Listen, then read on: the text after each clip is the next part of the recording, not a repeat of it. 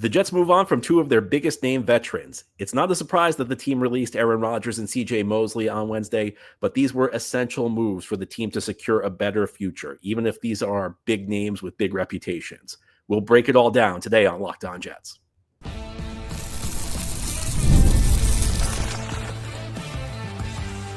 You are Locked On Jets, your daily New York Jets podcast. Part of the Locked On Podcast Network, your team every day. Welcome. This is the Locked On Jets podcast, part of the Locked On Podcast Network, your team every day. It's Thursday, March 13th, 2025, and I'm your host, John B. from GangGreenNation.com. Thank you so much for making the show your first listener, first watch every day. A big shout out to you everydayers. This is a daily podcast covering the New York Jets with new episodes each day through the week, Monday through Friday.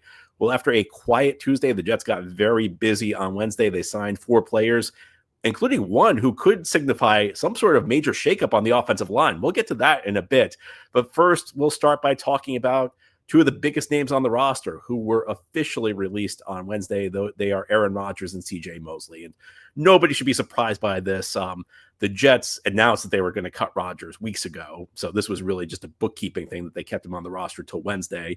And the writing was on the wall for Mosley since the team signed Jamie and Sherwood to an extension or to a new contract before the start of the legal tampering period.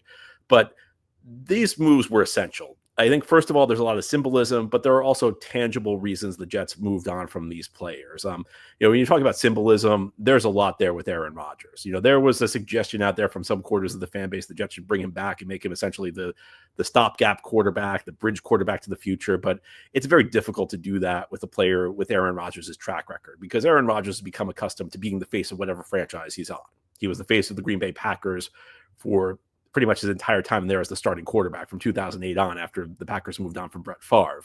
And I don't need to tell you, if you're a Jets fan, how much he's been at the center of the team's plans over the last 2 seasons. I mean, the Jets pretty much did everything he wanted. When you talk about the coaches they hired on the offensive side of the ball, when you talk about the receivers they brought in, Randall Cobb, Alan Lazard, Devontae Adams. And I think it would have been very difficult to bring Rodgers back in a situation where he's not familiar with the play caller. They're not running his preferred system. Do you bring back Devontae Adams at an inordinately large cap number? Would you bring back Alan Lazard, who for some reason still remains on the team? It would have been very difficult to do. And beyond that, Rodgers would have cost you another $37.5 million, which would have led to a dead money hit of $63 million next year. So it was a total non-starter. It was a move the Jets had to make. And obviously the Jets signed their new quarterback on Monday, Justin Fields. So there are implications for moving on from Rodgers. So I think the reason the Jets waited until Wednesday is that if you wait until the start of the new league year, you can designate a player a post-June 1st cut. So there are financial ramifications of that. And by all indications, the Jets will declare Rodgers a post-June 1st cut. And what that means is that his $23.5 million cap hit, that's what the number would have been if he was on the team. It will remain that until June 1st. So the Jets don't take on any additional dead money in the near term. And that's important because if the Jets just made Rodgers a regular cut, his cap number would rise from $23.5 million to $49 million. So the Jets would need to find an extra $25.5 million in cap space. That's about half the cap space they entered the offseason with, which I think is the reason they're designating him a post-June 1st cut. Now, if it was me, I may just take the medicine and move on from him. But I understand why the Jets didn't do it because we really would have limited what the Jets could do this offseason if they did not make him a post-June 1st cut. Now, the catch to this is on June 1st, his cap number actually goes down. It actually goes down from $23.5 million to $14 million. So, you get close to another $10 million. But of course, there's another catch is by designating him a post-June 1st cut, when his cap number goes down on June 1st, that triggers a $34 million dead money hit for 2026. So you take less money now, you push more to the future. And by all indications, that's the same thing that's going to happen with Mosley. The Jets released him on Wednesday, and they make him a post-June 1st cap hit. So essentially, what happens with Mosley is similar to Rodgers. At the moment, his cap number remains the same until June 1st. And again, his number would have gone up. Right now his number is $12.7 million. That's what it would have been if he was on the team. It remains $12.7 million until June 1st. Then it drops to $8.7 million. So the Jets get another extra $4 million in cap space on June 1st. The catch is that this pushes $7.7 million of dead money to 2026. Now, when we talk about moving on from C.J. Mosley, the writing was kind of on the wall. Now, C.J. Mosley is a quality player. By all accounts, a great leader. I think he's been voted captain every year he's with the team. A guy who, by all accounts, a very important player on the defense. He's been the quarterback of the defense, making sure everyone gets lined up correctly for his entire time with the team, and he's quite good in that role. Look, I've been a longtime critic of the contract the Jets gave him in 2019 because for all the good that Mosley does, they still, I think, paid him too much money. But that's not a day. It's not a day to discuss this. I think it's a day to be appreciative of a guy who gave the Jets quality service through the years. And it's funny because the Mosley era started off really well for like 3/4 of his first game, where he was dominating the Buffalo Bills in Week 1, 2019. And then he suffered an injury, which essentially finished him for the year. He only played one game after that. Then 2020, he opted out because of COVID. So it really wasn't until year 3 where he started playing for the Jets. Was named team MVP in 2021, made a Pro Bowl and a second team All-Pro in 2022. And then 2023, I thought he had I think it's kind of funny because I thought in 2023, he deserved the Pro Bowl and second team All-Pro. I'm not sure he deserved it in 2022, even though I think he was decent. So these things kind of balance out. But this past year, he dealt with a lot of injuries. And Jamie Sherwood stepped into his role. And Jamie Sherwood excelled. And I have to say, I thought the Jets were going to bring back Mosley for another year. I thought they were going to kind of use him as a transitional player, a veteran leader who could kind of like help them with the new system, help mentor some younger guys. And while I understand the argument for that, I don't think that was the best thing for the Jets. I think the best thing for the Jets is this young player who emerged, Jamie Sherwood, is a guy you keep around and you build around him, because sometimes these painful decisions need to be made in the NFL. Sometimes a guy's a good player, but he just gets old. And you want to have a younger player, a homegrown young player, be able to step in and replace him. And I'm pleasantly surprised that this is the direction the Jets went in. I mean, it's difficult to move on from a guy like C.J. Mosley, who's a very classy professional. I mean, I actually interviewed C.J. Mosley on this podcast about 5 years ago. And I'll tell you straight up, he was probably my favorite interview ever. A great guy, really, really personable, just a genuinely nice person. But the NFL is a tough business. And, C.J. Mosley's had an excellent career. He did good things with the Jets, but sometimes it's time to move on. And he's 33 years of age. Now, look, the Jets, in addition to giving him a contract that was worth too much in 2019, that was Mike McCagnon, Joe Douglas restructured this deal an awful lot. Whenever the Jets needed cap space in the offseason, the Mosley contract would get restructured, which pushed a lot of money to this year. Because, I gave you the numbers. I mean, Mosley's not going to be with the team anymore. And he's still going to cost the Jets $16 million over the next 2 seasons or so. It's a tough spot, but it's a necessary move to turn the page, because he's 33 years old. Last year it's not that it wasn't good. It's that he just could not stay on the field. And when a linebacker at 33 has trouble staying on the field, it's a clear sign that his body might be breaking down. Now, could there be a resurgence somewhere if he signs with a contender that needs a run-stopping linebacker? Perhaps. And look, I'll be rooting for him. I thought he was a really classy guy when he's with the Jets and did some good things on the field for this team. And everybody loves him in the locker room. Everybody has a lot of respect for him. Maybe there is a team he can go out there and help. I mean, I'll be rooting for him at his next stop, but it was time to turn the page. With Rodgers, there's symbolism in turning the page, just turning a page on from an era that did not work. With Mosley, there's symbolism in moving to the next generation of Jets. Sometimes it's just time for an older guy to move to pass the torch to a guy he mentored, and that's what C.J. Mosley did with Jamie Sherwood. And I'm sure Mosley was very helpful for Sherwood. I'm sure Sherwood would be the first to tell you that Mosley was a critical guy for his development, and it's just time now. And I'm happy they're doing it, because I thought the Jets were going to stick with Mosley and let Sherwood walk. Jets now have a new era at the linebacker position. Now, had you on the Locked On Jets podcast, there's going to be kind of a new era on the offensive line. The Jets signed a couple offensive linemen, and not really clear what their plans are. And I'll be honest with you, if the Jets sign these players for one reason, I'm a big fan.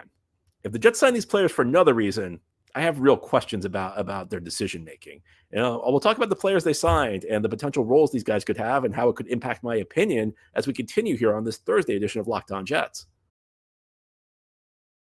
Today's episode of Locked On Jets is brought to you by Monarch Money.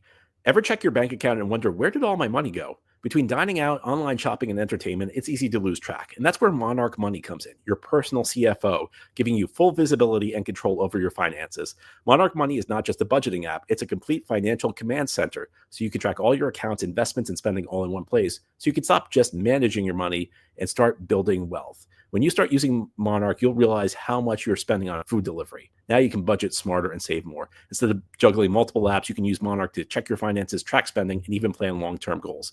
Managing money with your partner is smoother than ever. You can track shared and personal accounts, set goals, and stay on the same page without the stress. Take control of your finances with Monarch Money. Use code LOCKEDONNFL at monarchmoney.com for 50% off your first year. That's monarchmoney.com, code LOCKEDONNFL for half off your first year.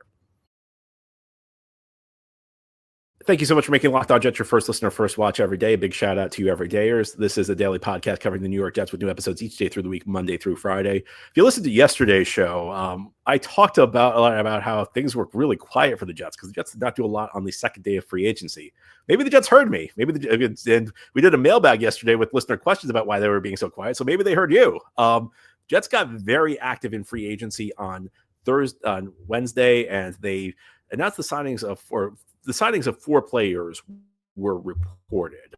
There were two guys on the offensive line who I want to talk about. There's Chukwuma, Okorafor, and Josh Myers. Now, Okorafor generated some NFL fans laughing on social media because I'm not sure if you followed his story, but he was benched by the Pittsburgh Steelers in 2023 for Broderick Jones, who was their first-round pick. You may remember Broderick Jones was a guy who was frequently mocked to the Jets in the 2023 draft, and then the Steelers traded up one spot in front of the Jets to get Jones. Okorafor had been Pittsburgh's starting right tackle for about 3.5 years before that. Was benched. The Patriots then signed him. He ended up winning their left tackle job out at training camp a year ago, and lasted at the left tackle position all of 12 plays before he was benched.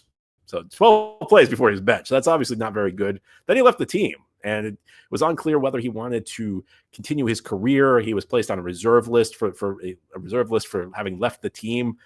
So you can imagine social media, when the Jets sign a player like this, people go crazy. Myers was Green Bay's starting center the last 3 years.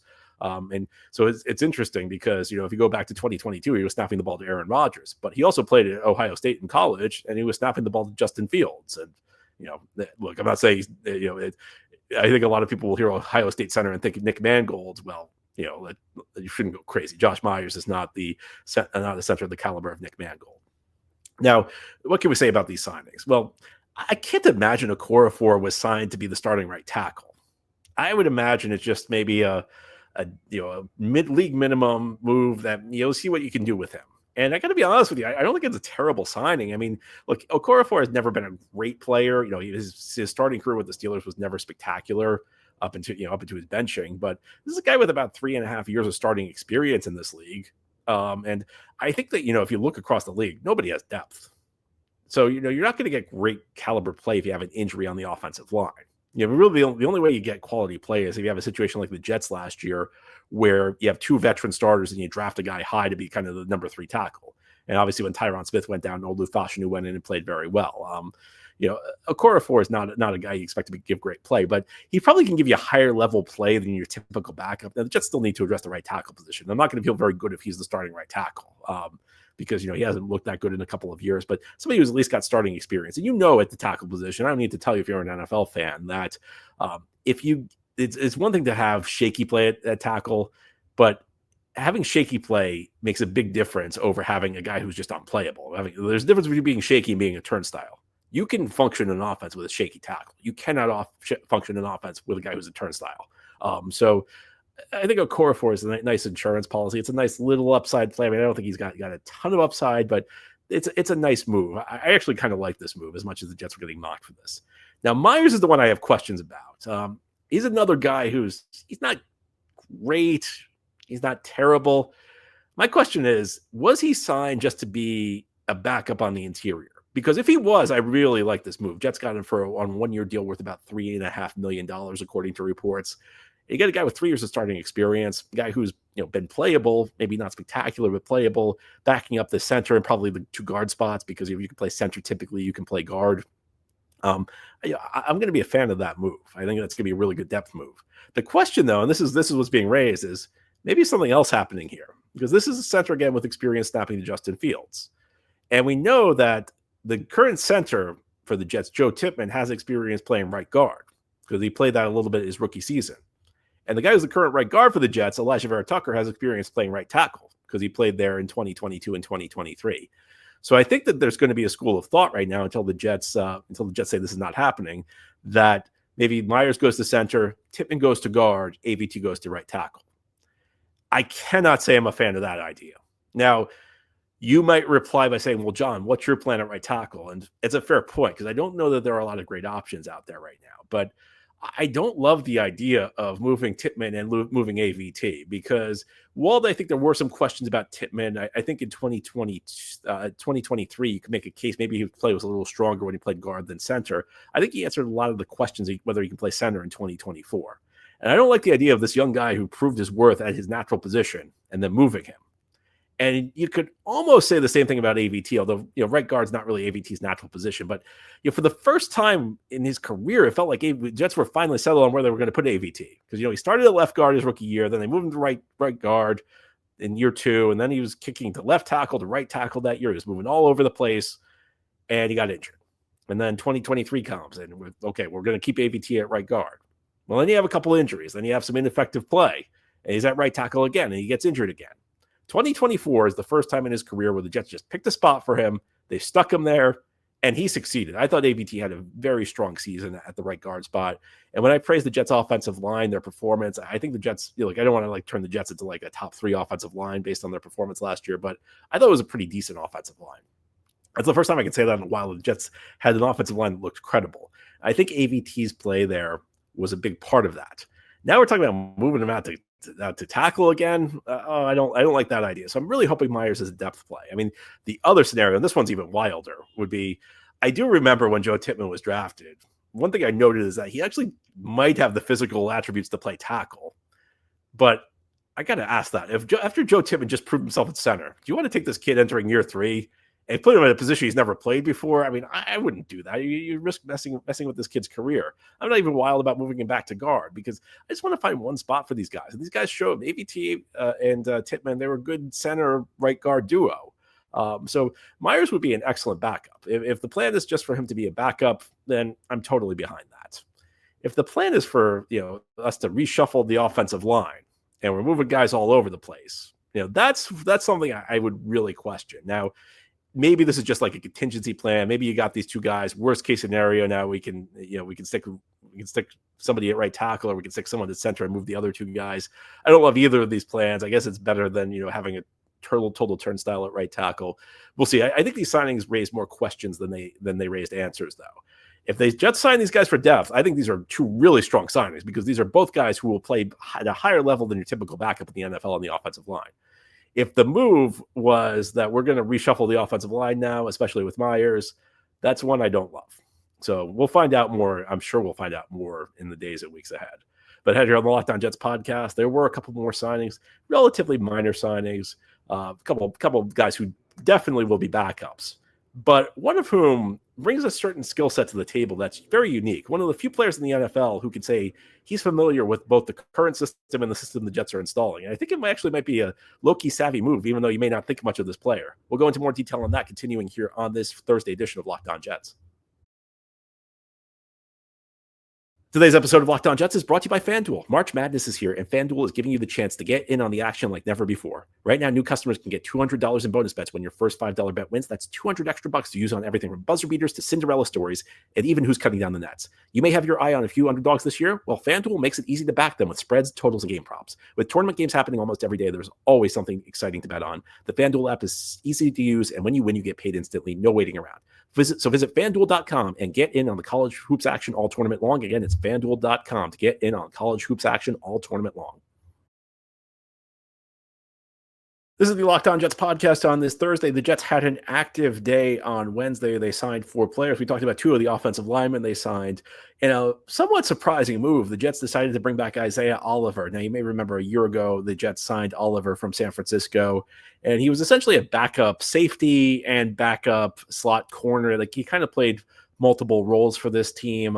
he had been he'd been a slot corner for much of his career, but the Jets kind of slid him into more of a hybrid role last year because they liked his tackling ability in the middle of the field. And slot corners have to be able to tackle, safeties have to be able to tackle. So you see why they used his skill set. I mean, he was a pretty ordinary player, but so I was looking through this and I was wondering like why they would make this move because I didn't see like Isaiah Oliver as a guy they absolutely had to retain. And then I thought about this a little bit more, and I remembered that the Jets got Isaiah Oliver from the San Francisco 49ers.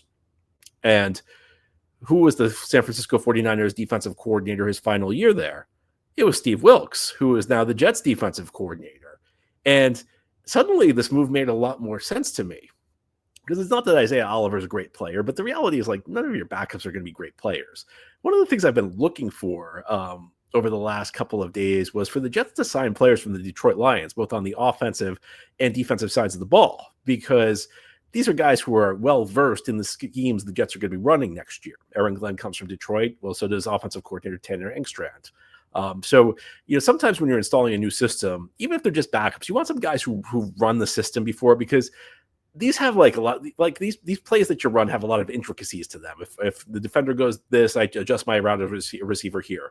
If the route combination does this, the linebacker needs to do that. The safety needs to do that. They're just like a lot of depth to plays in the NFL.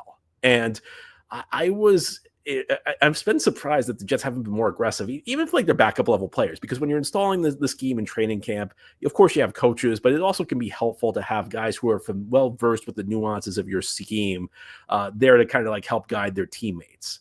And maybe that's what Isaiah Oliver can do, because there are not many players who are very well versed in the scheme that the Jets are implementing, which will be Steve Wilks Steve Wilks and Aaron Glenn are working together. So you'll see the two of them like kind of share philosophies, but it's very, there aren't a lot of guys who have played for both Steve Wilks and for Robert Saleh, Jeff Ulbrich.